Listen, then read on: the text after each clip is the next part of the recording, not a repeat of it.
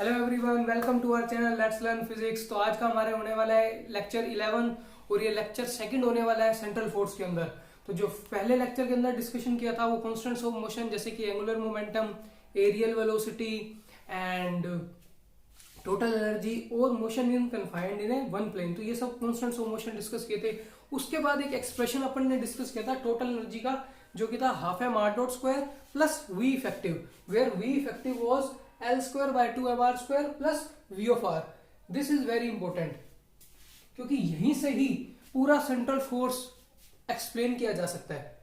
ठीक है, अपन एग्जांपल लेंगे सन अर्थ सिस्टम का और ग्राफ ड्रॉ करेंगे V इफेक्टिव के बीच में और R के बीच में। अगर आपने ये ग्राफ सही से ड्रॉ करना सीख लिया और उस ग्राफ को अच्छे से समझ लिया, क्योंकि देखो फिजिक्स के अंदर हर ग्राफ कुछ ना कुछ कहता है। जैसे कि 11th क्लास के अंदर काइनेमेटिक्स के अंदर पोजीशन और वेलोसिटीज के ग्राफ बनाए थे, वेलोसिटी का टाइम के साथ, एक्सेलरेशन का टाइम के साथ ग्राफ बनाया था। फिर क्वांटम मैकेनिक्स के अंदर भी यही है, वेव फंक्शन का ग्राफ बनाते हैं एक्स के साथ। फिर प्रोबेबिलिटी डेंसिटी का, मतलब ये जो फिजिकल वेरिएबल्स हैं उनका अपन ग्राफ बनाते हैं और उससे सारी चीजें एक्सप्लेन होती है। सिमिलरली अगर ये ग्राफ आपने अच्छे से समझ लिया वी इफेक्टिव का, जो आर के साथ अपन बनाएंगे, तो जो पूरी सेंट्रल फोर्स है ना वो आपकी स्ट्रॉन्ग हो जाएगी।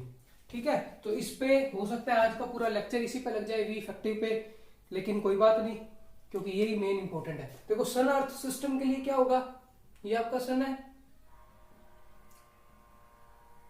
और अर्थ इसके अबाउट ऑर्बिट कर रहा है। ये मैंने बस ऐसे ही बनाया, अभी अपन को पता नहीं है ऑर्बिट कैसा है, सर्कुलर है, एलिप्टिकल है, हाइपरबोलिक है, पैराबोलिक है, स्ट्रेट लाइन है, कौन सा मोशन हो रहा है अपने को नहीं पता। लेकिन ग्रेविटेशन चैप्टर के अंदर अपन ने देखा हुआ है, क्लैपर सेकंड का लॉ, फर्स्ट लॉ पढ़ा हुआ है कि जो अर्थ है सन के अबाउट एलिप्टिकल ऑर्बिट में आता है, तो वो सब आ जाएगा इसके अंदर कैसे आएगा।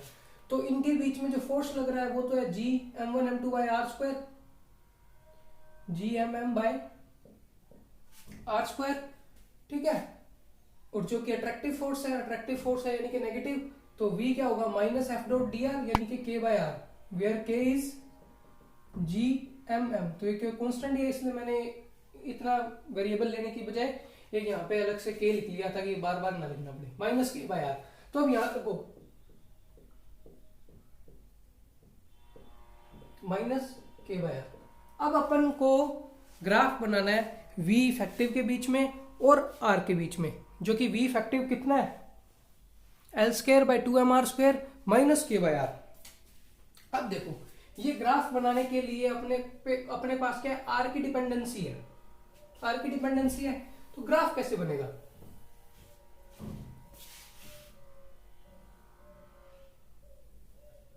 ये R एक्सिस, ये अपना V इफेक्टिव, जो कि किसके इक्वल है L square bye 2mr square minus के बाय आर। किसके लिए, सन अर्थ सिस्टम के लिए।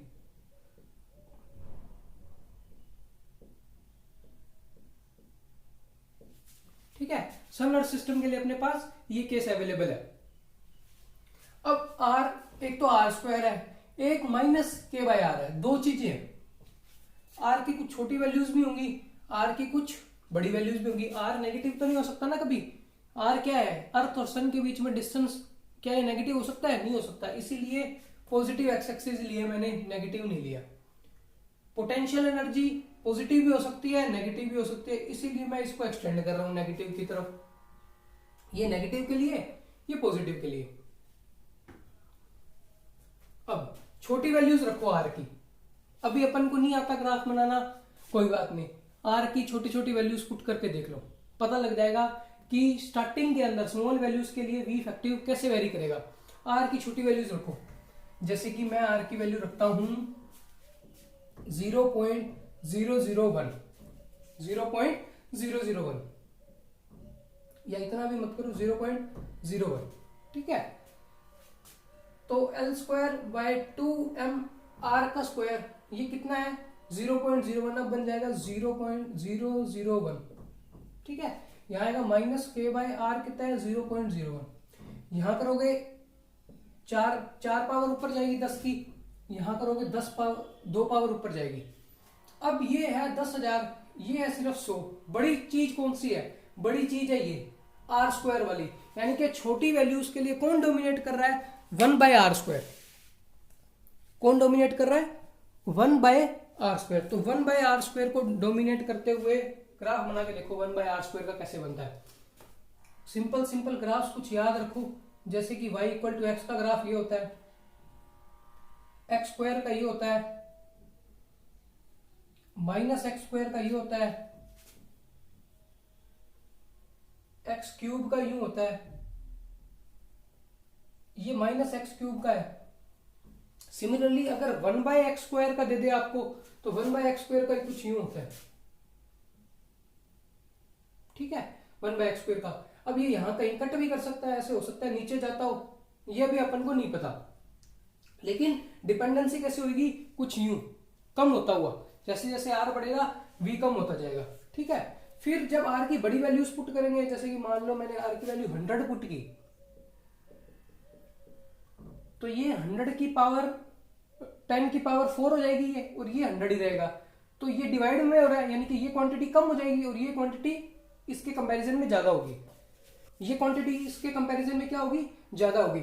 इसका मतलब ये डोमिनेट करेगा।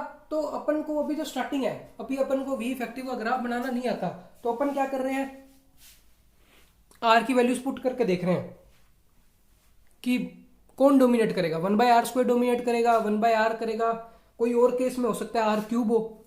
लेकिन जैसे जैसे अपने और प्रॉब्लम्स कर लेंगे तो अपन को पता लग जाएगा कि हाँ भाई ऐसा ग्राफ बनेगा, ये ड्रॉ हो रहा है। अब ये ग्राफ कहां कट करेगा वो भी देख लो, इसको इक्वल टू 0 पुट करो। अगर आप इसको इक्वल टू 0 पुट करोगे तो क्या आएगा, 0 पुट किया तो अपन को ये पता लगेगा कि जो v इफेक्टिव है 0 है, कहां पे 0 होगा वो r की पोजीशंस पता लग जाएगी। 0 पुट करो तो कितना आएगा, k/r l square bye 2m r square, तो r स्क्वायर को मैं इधर भेज देता हूं, r स्क्वायर, r कितना आ गया l स्क्वायर बाय 2m के, यानी कि r की इस वैल्यू के लिए v इफेक्टिव 0 है, v इफेक्टिव को तो 0 पुट किया है, मतलब r की इस वैल्यू के लिए v इफेक्टिव 0 है, कहीं पे 0 होगा। और शुरू में क्या हो रहा है, कम हो रहा है। एट लार्ज वैल्यूज कौन डोमिनेट कर रहा है, 1/r स्क्वायर, और 1/r स्क्वायर क्या करता है, लेस करता है, तो यानी कि ये कुछ कम हो रहा होगा। इस पॉइंट पे 0 हो गया, ये जो पॉइंट है वो अपना है r0 l square bye 2m के, यहां 0 हो रहा है। अब ये नीचे जाएगा कि नहीं जाएगा, देखो कट कर रहा है, इसका मतलब यहां से नीचे जाएगा। कितना नीचे जाएगा, मैं मान लेता हूं, थोड़ा बहुत मान लेता हूं नीचे, और उसके बाद जो कर्व बनेगा वो बनेगा -1/r का, क्योंकि एट लार्ज वैल्यूज कौन डोमिनेट कर रहा है, -1/r। देखो -k/r, -1/r, और 1/r का कर्व कुछ ऐसे होता है, -1/r का इसका उल्टा होता है, क्योंकि वो क्या है, r को -r पुट करो तो चेंज हो जाएगा, यानी कि ऑड फंक्शन है, इसकी पैरिटी नेगेटिव है, नेगेटिव है इसका मतलब वो इस एक्सिस के अबाउट सिमेट्रिक है। अब अपन को कैसे पता लगेगा कि भाई मैक्सिमा बनेगा, मिनिमा बनेगा, जैसे यहाँ ये मिनिमा को कोरस्पॉन्ड कर रहा है, हो सकता है ये यहीं से ही ऊपर चला जाता, ये यहां से भी तो ऐसे ऊपर चला जा सकता था, कुछ भी हो सकता था। इसके लिए आप क्या करो, v का डिफरेंशिएशन कर लो एक बार, v का डिफरेंशिएशन करके इक्वल टू 0 पुट कर दो। 0 पुट करोगे तो क्या आएगा, आपको r की वैल्यूज मिल जाएंगी। फिर डबल डेरिवेटिव करना और देखना किस पॉइंट में मैक्सिमा बन रहा है, किस पॉइंट में मिनिमा बन रहा है, तो आपको पता लगेगा कि यहाँ पे इस पॉइंट पे कुछ मिनिमा आ रहा है, इसीलिए ये पॉइंट बन रहा है। अपने को एग्जैक्ट पॉइंट पता करना ही नहीं है कि मिनिमा यहाँ होगा, ये वैल्यू कितनी होगी, ये वैल्यू कितनी होगी, इससे कोई मतलब नहीं है। अपन को क्वालिटेटिव डिस्कशन करना है किसका, इस ग्राफ का, कि कैसा नेचर होगा कर्व का। जरूरी नहीं है कि एग्जैक्ट अपन को पता होना चाहिए कि भाई इस पॉइंट पे इतनी वैल्यू है, इस पॉइंट पे इतनी वैल्यू, नहीं। एग्जैक्ट वैल्यूज की बजाय अपन को एग्जैक्ट नेचर पता होना चाहिए कि कुछ ऐसे वेरी करेगा, 1/r स्क्वायर कुछ ऐसे जा रहा होगा, फिर इस वैल्यू के लिए v इफेक्टिव 0 हो जाएगा। फिर जब आप इसका फर्स्ट ऑर्डर डेरिवेटिव करके 0 पुट करोगे, डबल ऑर्डर डेरिवेटिव में वो वैल्यू पुट करोगे r की, तो पता लगेगा एक मिनिमा एग्जिस्ट कर रहा है, तो ये कर्व एक मिनिमा तक जाएगा, उसके बाद इंक्रीज होता जाएगा। क्यों इंक्रीज होता जाएगा, -1/r, वो इसको ऐसे लेके जाएगा। अब देखो r को इन्फिनिटी पुट करो, r को इन्फिनिटी पुट करोगे 1/∞ 0, यानी कि यहाँ r इन्फिनिटी है तो पोटेंशियल कहाँ जा रहा है, 0 को टेंड कर रहा है, यानी कि ये ग्राफ कुछ ऐसा बन जाएगा। थोड़ा सा इसको ऐसे करके ऐसे कर दो कि जब r इन्फिनिटी को टेंड कर रहा है तो ग्राफ कहां जा रहा है, 0 की तरफ बढ़ रहा है, ठीक है। ऐसे ही आपको कोई भी कर्व दे रखा हो, यहाँ r क्यूब दे रखा हो, तो वो भी -1/r³ है मान लो, तो r³ की भी ऐसे ही कर्व जाएगी, बट वो हो सकता है वो तेज जाएगी, थोड़ी तेज कम करेगा वो, लेकिन उससे कोई मतलब नहीं, अपने को क्वालिटेटिव डिस्कशन करना है, उसकी नेचर पता होनी चाहिए कैसे है। अब ये कर्व बन गया, अब इस कर्व की हेल्प से अपन को पता लगाना है कि मोशन जो होगी पार्टिकल की वो कैसी होगी, वो सर्कुलर में है, एलिप्टिकल में है, हाइपरबोलिक में है, बाउंडेड है, अनबाउंडेड है। उसके लिए अपने 3 केस कंसीडर करेंगे। टोटल एनर्जी U, एक बार तो केस करेंगे ग्रेटर देन 0 है, ये V इफेक्टिव है, ये U है। एक बार डिस्कस करेंगे केस U जो कि लेस देन 0 है, एक बार डिस्कस करेंगे U 0 है। तो सबसे पहले ये वाला केस डिस्कस करते हैं, और जो बाकी की चीज है वो मैं एक बार रफ कर रहा हूं। तो एक कर्व बनाना सीखना, x² x, इन सब के कर्व ड्रॉ करने की कोशिश करना, फिर आपको समझ आ जाएगा कि ये डिपेंडेंसी होती है। ये अपना U था, U ग्रेटर देन 0। अब अपन ने ग्राफ ये बनाया था, x था, y था, ठीक है, पार्टिकल इधर था कहीं पे, ये r था, ये थीटा था। मैं मान रहा हूं पार्टिकल आ रहा है और r कम हो रहा है, मतलब पार्टिकल इस इंस्टेंट पे इधर था, विद रिस्पेक्ट टू टाइम धीरे धीरे r कम हो रहा है, यानी कि इधर की तरफ आ रहा है पार्टिकल इधर की तरफ आ रहा है। इस कर्व में बनाने की कोशिश करो, पार्टिकल धीरे धीरे, पार्टिकल का r कम हो रहा है, ये ओरिजिन है, ओरिजिन से r क्या हो रहा है, देखो यहाँ कम हो गया, थोड़ी देर बाद यहाँ आ जाएगा तो और कम हो जाएगा, r धीरे धीरे कम हो रहा है, यानी कि पार्टिकल में मान रहा हूं इधर आ रहा है, ठीक है। पार्टिकल जब इधर आ रहा है, मान लेते हैं ये अपना U है ग्रेटर देन 0, पार्टिकल इस टाइम इधर पे है, पार्टिकल इधर है, r की वैल्यू इधर है, और ये धीरे धीरे कम हो रहा है, यानी कि इधर की तरफ बढ़ रहा है। अब अपन को इसकी मोशन डिस्कस करनी है। जब इधर है तो V इफेक्टिव ये रहा, ये V का कर्व ये है, तो V इफेक्टिव ये रहा।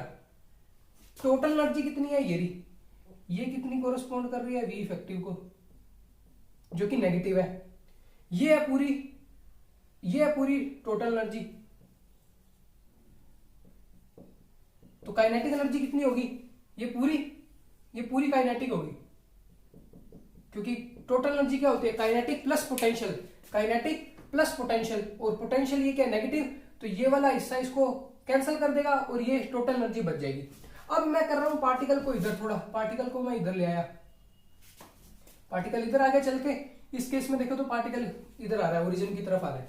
तो अब यहां पे देखो पोटेंशियल एनर्जी V इफेक्टिव बढ़ गई, पोटेंशियल एनर्जी बढ़ गई इसकी, इधर होगी, तो काइनेटिक भी बढ़ गई, और इस काइनेटिक में से ये V इफेक्टिव माइनस हो जाएगा, तो टोटल एनर्जी उतनी रहेगी। धीरे धीरे करते करते पार्टिकल इस मिनिमम पॉइंट पे पहुंच जाएगा, फिर और इधर आ रहा है पार्टिकल, इधर आ गया, इस पॉइंट पे आ गया, इस पॉइंट पे देखो, इस पॉइंट पे भी ठीक है कि जो टोटल एनर्जी है वो इतनी है, और आपकी V इफेक्टिव किधर है 0, तो जितनी एनर्जी है वो टोटल काइनेटिक एनर्जी है। अब इस पॉइंट पे आ जाओ, मतलब यहां आ चुका है पार्टिकल कहीं पे, इस पॉइंट पे आओगे तो R ये रहा, कुछ ना कुछ R की वैल्यू होगी यहाँ पे, कुछ भी, अपने को उस R की वैल्यू से मतलब नहीं है। इस R की वैल्यू के लिए V इफेक्टिव इधर है और टोटल एनर्जी भी इधर है, ये रहा टोटल एनर्जी, और जो V इफेक्टिव है वो ये, मतलब V effective equal to this total energy.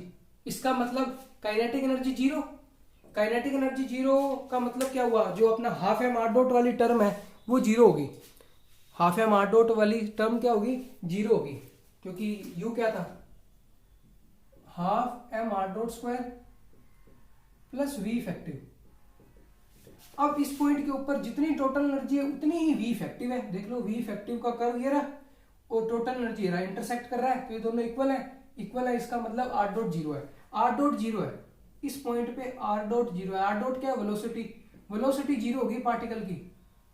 मान लो R ये धीरे धीरे कम होता होता यहाँ पे पॉइंट आया जब ये R मिनिमम हो गया और पार्टिकल की वेलोसिटी 0 होगी, यानी कि पार्टिकल की वेलोसिटी 0 होगी, इसको अपने क्या बोलते हैं क्लासिकली, टर्निंग पॉइंट। इससे आगे पार्टिकल जा ही नहीं सकता। क्यों नहीं जा सकता, क्योंकि रीजन ही फॉरबिडन है। देख लो, जैसे ही पार्टिकल इधर आने की कोशिश करेगा, आएगा नहीं, आने की अगर कोशिश करेगा तो इसके कोरस्पॉन्डिंग, ये थोड़ा टेढ़ा हो गया, इसके कोरस्पॉन्डिंग V इफेक्टिव इधर है, टोटल एनर्जी इधर है। इन क्लासिकल मैकेनिक्स क्या टोटल एनर्जी वी इफेक्टिव से कम हो सकती है? टोटल एनर्जी वी इफेक्टिव से कम हो जाए, कम हो जाएगी, मतलब ये नेगेटिव होगी, और ये नेगेटिव हो सकती है क्या वेलोसिटी? नहीं हो सकती। इसका मतलब ये क्लासिकली फॉरबिडन रीजन है, पार्टिकल इधर जाएगा ही नहीं, ये यहीं से ही टर्न मार जाएगा, ये पार्टिकल यहीं से ही टर्न मार जाएगा। किस केस के लिए? You greater than 0। अब आर बढ़ रहा है, अभी तक तो आर घट रहा था, अब यहां से पार्टिकल टर्न ले रहा है, आर बढ़ेगा, आर इधर पार्टिकल इधर जाना शुरू हुआ, मतलब पार्टिकल अब वापस यहां से यहां जाना शुरू हुआ। आगे कोई टर्निंग पॉइंट आ रहा है क्या?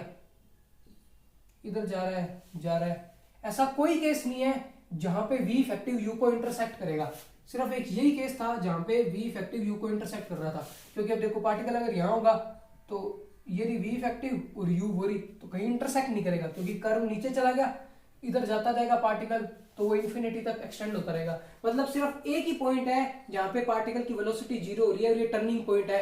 मतलब इसके बाद आर बढ़ता ही जा रहा है, बढ़ता ही जा रहा है, बढ़ता ही जा रहा है, इन्फिनिटी तक जाता जाएगा, जाता जाएगा, जाता जाएगा।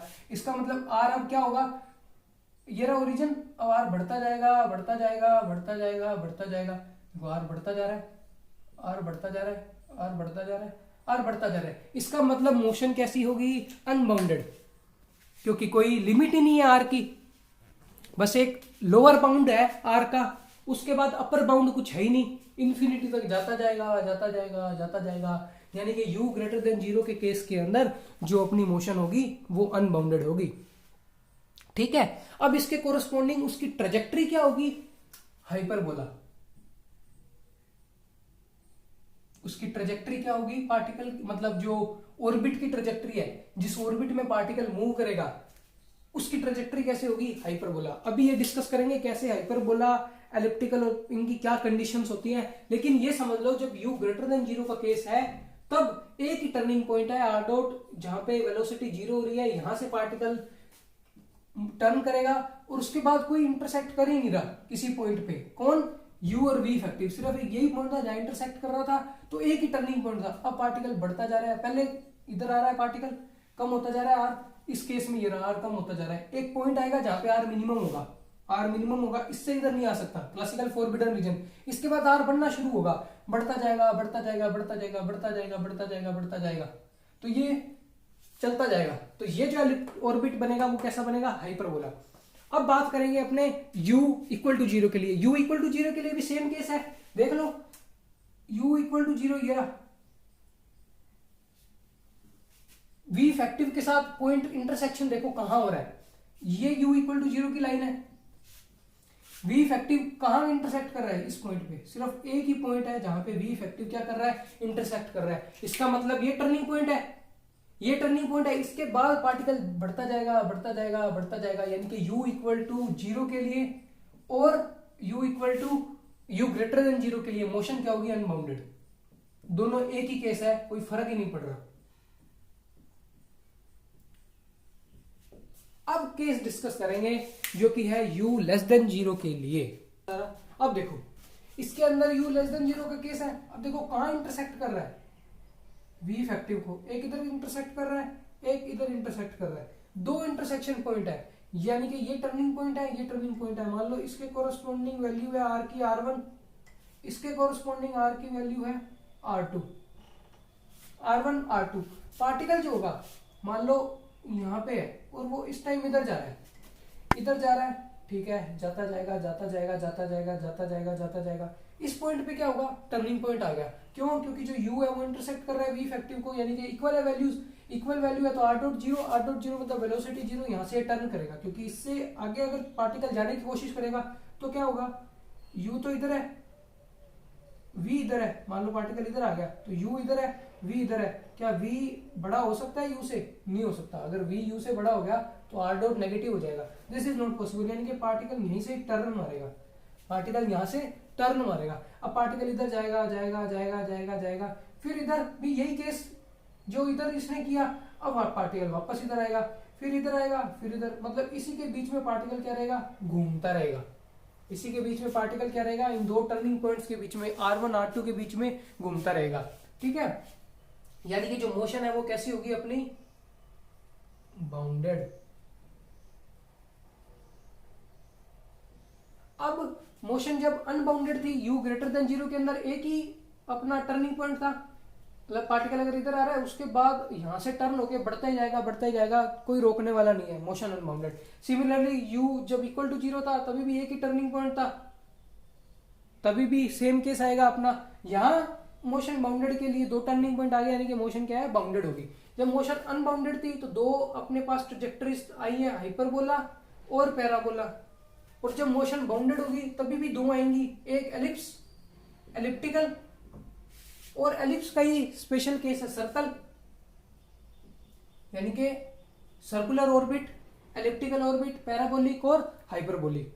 अब ये कैसे डिटरमाइन हो रहे हैं, इस v इफेक्टिव से और इन r की वैल्यू से कि कहाँ कोई पॉइंट इंटरसेक्ट कर रहा है। अब अगर ये कर्व अपने को पता है तो यहाँ से अपन u और l तो कांस्टेंट है, अपने को पता ही है, तो अपन क्या कर सकते हैं, कुछ इनिशियल कंडीशंस की हेल्प से पता लगा सकते हैं r और थीटा के बीच में कर्व। r और थीटा के बीच में कर्व कैसे पता करेंगे, वो देखो, v इफेक्टिव का और r का अच्छे से कर्व समझ आ गया होगा, क्योंकि इसी कर्व की हेल्प से पता लगेगा जो ऑर्बिट है वो बाउंडेड है कि अनबाउंडेड है। फिर वो डिफरेंट केस है कि एलिप होगा, सर्कल होगा, हाइपरबोला होगा, पैराबोला होगा, वो अभी अपने देखेंगे कैसे होगा। बट ये याद रखो, u ग्रेटर देन 0 के अंदर हाइपरबोला, u इक्वल टू 0 के अंदर पैराबोला और u लेस देन 0 के अंदर एलिप्स, और एलिप्स का स्पेशल केस है सर्कल।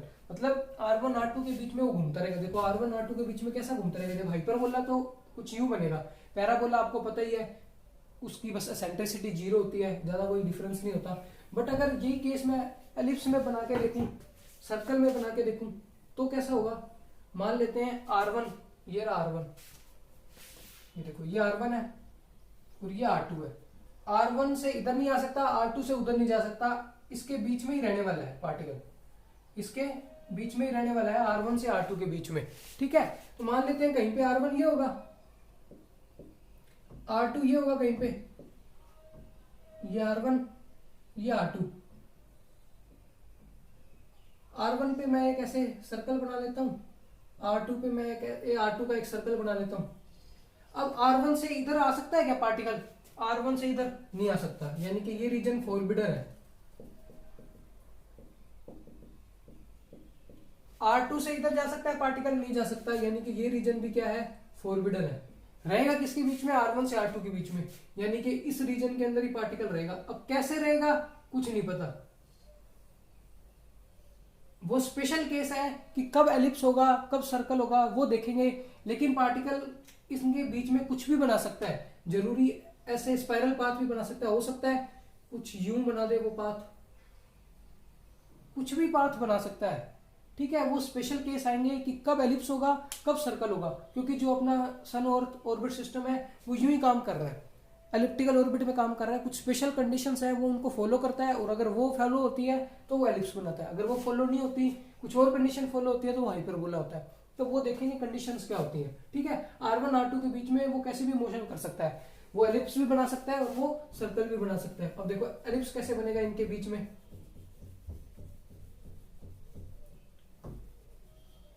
एलिप्स कैसे बनेगा, ये r1 का सर्कल, ये r2 का सर्कल, तो हो सकता है यहां से पार्टिकल शुरू हो, यहां से पार्टिकल मान लो शुरू हो,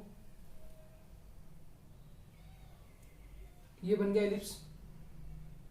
सर्कल भी बन सकता है परफेक्ट, वो डिपेंड करेगा केसेस पे, सेंट्रिसिटी पे, एनर्जी पे, एंगुलर मोमेंटा पे, वो अपन डिस्कस करेंगे कैसे। अब देखो क्या इंपॉर्टेंट चीज है, टोटल एनर्जी और एंगुलर मोमेंटम। टोटल एनर्जी और एंगुलर मोमेंटम के बीच में अपन ने रिलेशन लिख लिया था, u equal to L square by 2mr square plus half m r dot square plus v of r। v of r कुछ भी दिया हो सकता है, सन अर्थ सिस्टम के लिए माइनस k बाय r होता है। अब क्या करो, half m r dot square को अलग कर लो, half m r dot square कितना आएगा, u minus L square by 2mr square minus v of r, ठीक है। r डॉट स्क्वायर कितना आएगा, 2 by m u minus L square by 2mr square minus v of r। u constant होता है, L constant होता है, और v किस पे डिपेंड कर रहा है, r पे। मान लेता हूं मैं माइनस k बाय r, वही अपना सन अर्थ सिस्टम वाला मान रहा हूं, ठीक है। माइनस k बाय r यानी कि ये प्लस k बाय r, के कांस्टेंट, के क्या होता है GMM, L constant, total energy constant, mass constant, यानी कि आर ही वेरी कर रहा है, ठीक है। और ये क्या है आर डॉट का स्क्वायर, इसका मैं रूट कर देता हूं भाई। आर डॉट कितना है D R by D T, R को एक साथ ले आता हूं D R by this big term 2 by M U minus L square by 2 M R square plus K by R, और यहां क्या चला जाएगा डी टी। इंटीग्रेट कर दो इसको।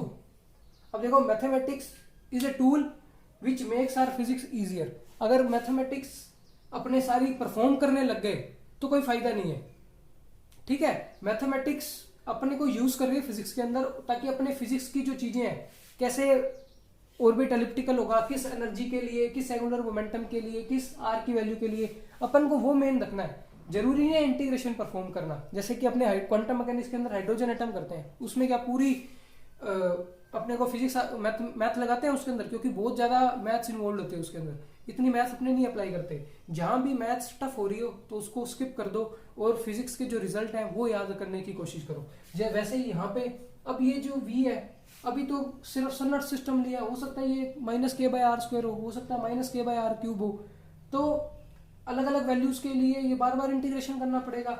लेकिन अगर इंटीग्रेशन बार बार ना करने की बजाय अपने इसका एक जनरल रिजल्ट निकाला कि भाई इसके लिए ये फॉलो होता है तो अपने लिए बेस्ट होगा।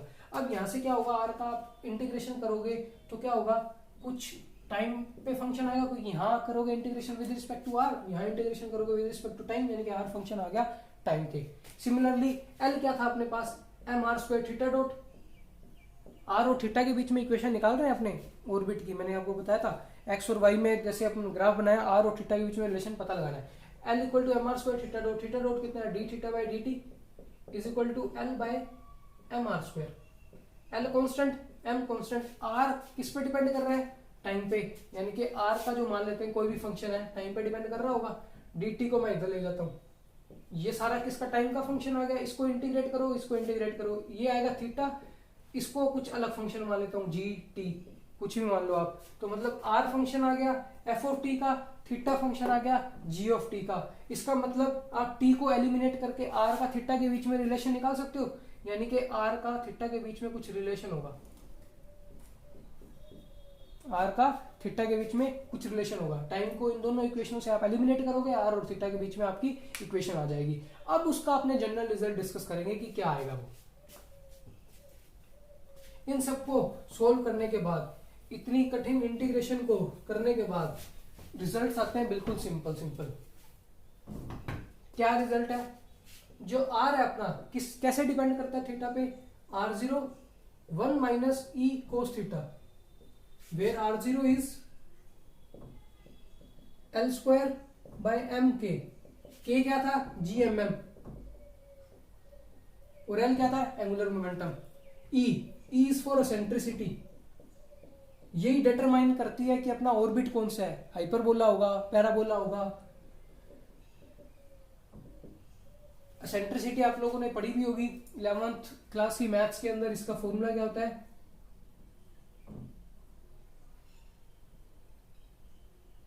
एसेंट्रिसिटी का formula in terms of semi major axis and semi minor axis, b by a root 1 minus E square. देखो ये जैसे एलिप्टिकल केस अगर अपने डिस्कस करें तो क्या होता है, ऐसा कुछ एलिप्स होता है, तो ये अपना होता है सेमी मेजर एक्सिस जिसको a बोलते हैं, और ये होता है अपना सेमी माइनर एक्सिस, ये b होता है। अगर ये a और b इक्वल हो जाएगा तो b बाय a क्या हो जाएगा 1, यानी कि एसेंट्रिसिटी क्या हो जाएगी 0, तो अपना क्या बन जाएगा सर्कल, तो वो स्पेशल केस है सर्कल एलिप्स का। तो ये इसका फॉर्मूला है। अब इस एसेंट्रिसिटी को अपन in terms of u and l लिखेंगे, क्योंकि अपन को क्या पता है u और l यही कांस्टेंट रहने वाला है, u और l क्या है कांस्टेंट्स ऑफ मोशन, तो u और l की हेल्प से अपन निकालेंगे एसेंट्रिसिटी। और एसेंट्रिसिटी का फॉर्मूला कितना होता है 1 plus 2 u l square by M K square. अब ये देखो सारी चीजें कांस्टेंट है इसके अंदर, 1 u भी कांस्टेंट है, constant of motion, l constant है, m कांस्टेंट है, k कांस्टेंट है। अगर इनकी वैल्यूज अपन को पता है, इनिशियल कंडीशंस u पता है, l पता है, k पता है, k तो पता ही है GMM ही तो है। तो अपन एसेंट्रिसिटी निकाल सकते हैं। और अभी अपन ने देखा था अगर u ग्रेटर देन 0 है, u ग्रेटर देन 0 है, इसका मतलब 1 प्लस समथिंग, यानी कि जो एसेंट्रिसिटी आएगी वो ग्रेटर देन 1 आएगी। तो उस केस में अब जब एसेंट्रिसिटी ग्रेटर देन 1 होती है तब क्या होता है, हाइपरबोला। मैंने वहां आपको क्या बताया था कि u ग्रेटर देन 0 है अपना, तो हाइपरबोला है, ठीक है। लेकिन मैंने तब कहा था अपने डिस्कस करेंगे कि कैसे है, क्योंकि जब u ग्रेटर देन 0 हो जाता है तो एसेंट्रिसिटी के फॉर्मूले में पुट करो u की value, l positive, m positive, k positive, u positive, तो यानी कि पूरी क्वांटिटी पॉजिटिव 1 में ऐड होगी, यानी कि ये एसेंट्रिसिटी बढ़ गई, एसेंट्रिसिटी ग्रेटर देन 1। और जब एसेंट्रिसिटी ग्रेटर देन 1 होती है तो 11th क्लास की मैथ्स के अंदर कोनिक सेक्शन के अंदर अपन ने पढ़ा था कि जो एसेंट्रिसिटी जब ग्रेटर देन 1 होती है तो अपना केस बनता है हाइपरबोला का। अब second case u equal to 0। अब ये फॉर्मूला कहां से आया, इसके लिए वो इंटीग्रेशन परफॉर्म किया पूरा। अगर आप कहोगे कि वो इंटीग्रेशन पूरा सोल्व करो तो अपन सोल्व करेंगे, लेकिन उसका कोई फायदा नहीं है सोल्व करने का। अपने को स्टैंडर्ड रिजल्ट्स याद रखने चाहिए, क्योंकि इसके आगे भी बहुत सारी चीजें याद रखने को, तो इससे बढ़िया वो इंटीग्रेशन परफॉर्म करने की बजाय इन चीजों को रिमेंबर करने की कोशिश करो, क्योंकि डायरेक्ट यूज होंगे। अगर आप डायरेक्ट इनको याद नहीं रखोगे तो क्या पेपर में ड्राइव करने थोड़ी बैठोगे, याद तो रखने ही पड़ेंगे। तो इससे बढ़िया अगर इनको आप परफॉर्म करने की बजाय, इतना टाइम नहीं है तो कोई बात नहीं, डायरेक्ट याद करो, वेरी इंपॉर्टेंट है। अब u equal to 0, u equal to 0 तो सेंट्रिसिटी क्या आ गई 1। जब सेंट्रिसिटी 1 होती है तो क्या बनता है अपना parabola,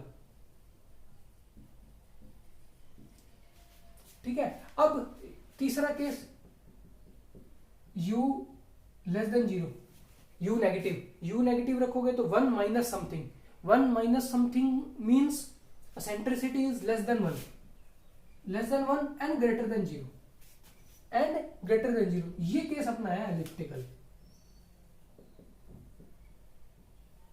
fourth, circle is special case of ellipse, circle is special case of ellipse. In this eccentricity is 0, अब एसेंट्रिसिटी को 0 करके देखो क्या आएगा। एसेंट्रिसिटी में 0 कर रहा हूं, एसेंट्रिसिटी 0 करता हूं तो कितना आएगा 1 plus 2u_l square by m_k square, square भी कर दिया साथ के साथ, तो 2u_l square by m_k square कितना आ गया -1।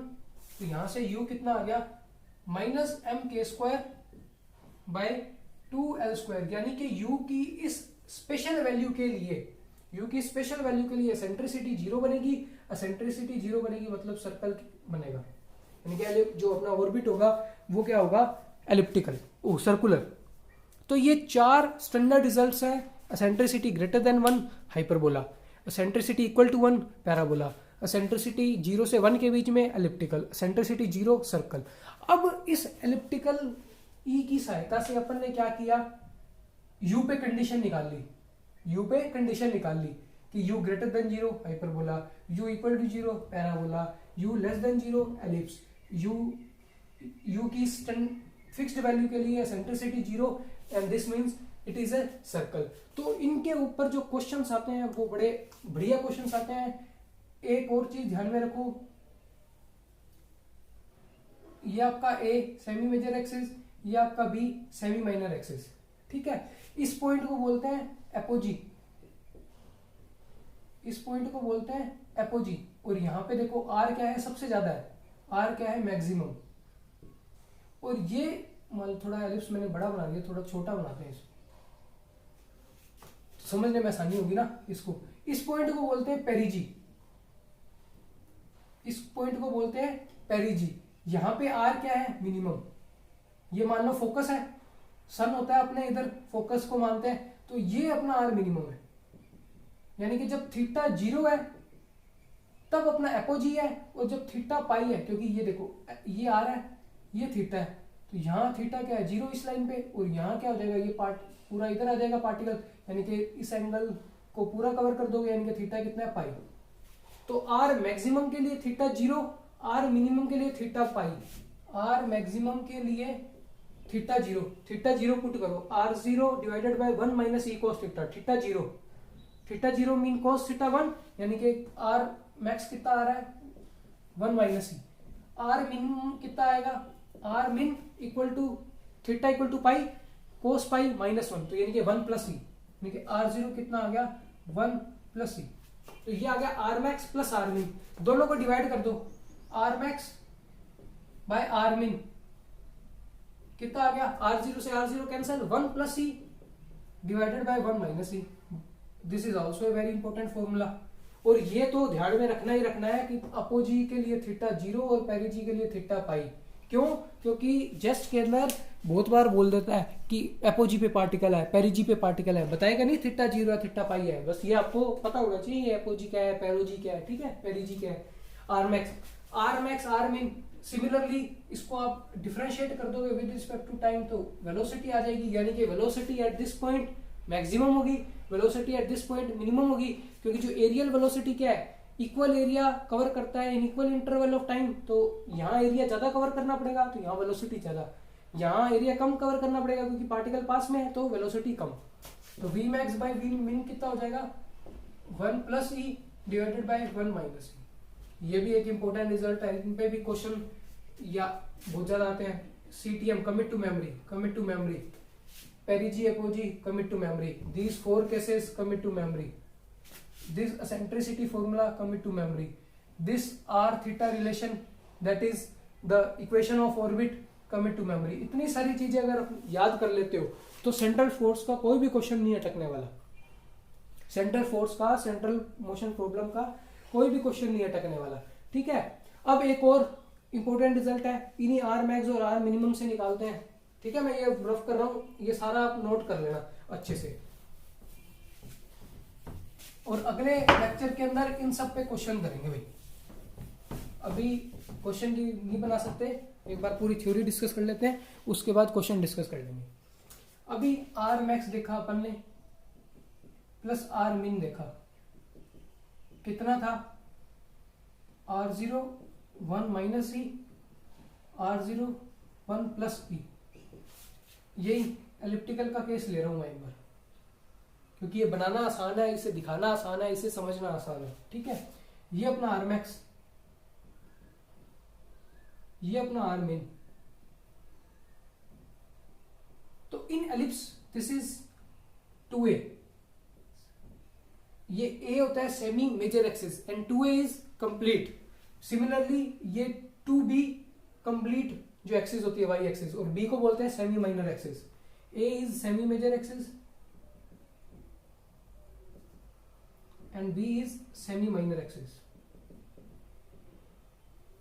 तो जो आर मैक्स प्लस आर मिन, यानी कि ये पूरा डिस्टेंस, ये ओरिजिन से ये आर मैक्स, ओरिजिन से ये आर मिन, ओरिजिन से ये आर मैक्स, ओरिजिन से ये आर मिन, तो टोटल कितना हो गया आर मैक्स प्लस आर मिन। ये कितना होगा 2a,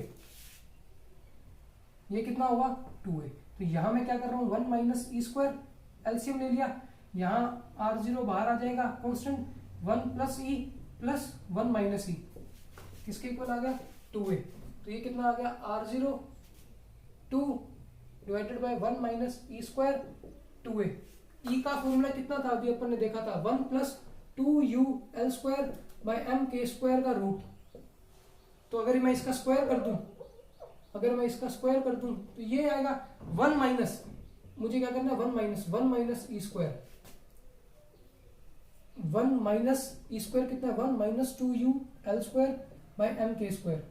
तो ये कैंसिल हो गया, इसकी वैल्यू कितनी है minus 2u L square by M square, यानी कि इसकी वैल्यू कितनी है 2r0 divided by minus 2u L square divide by M K square ऊपर चला जाएगा, 2 से 2 कैंसिल, u कितना आएगा, u कितना आ रहा है, a से डिवाइड कर देता हूं मैं, r0 M K square minus A L square, 2 भी आएगा, ये रहा 2, ठीक है। माइनस को इधर लिख लेते हैं। r0 की वैल्यू कितनी थी, r0 की वैल्यू थी एल स्क्वायर बाय एम के, r0 की वैल्यू कितनी थी एल स्क्वायर बाय एम के, एल स्क्वायर बाय एम के, और ये पड़ा है 2a एल स्क्वायर, और यहाँ पड़ा है एम के स्क्वायर।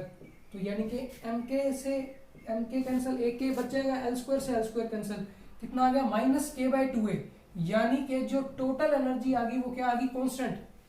देख लो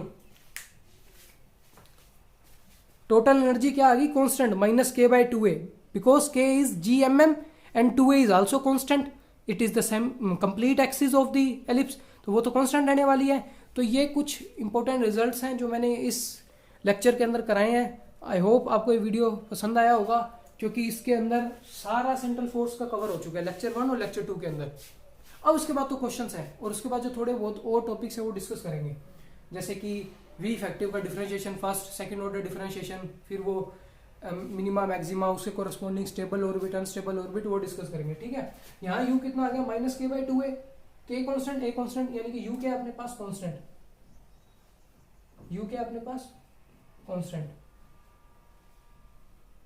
इनके टोटल एनर्जी अपने पास आ गई कांस्टेंट, जो कि डिपेंड कर रही है सिर्फ ये पूरी एक्सिस के ऊपर। तो वीडियो को शेयर करो, चैनल को सब्सक्राइब करो guys, thank you very much.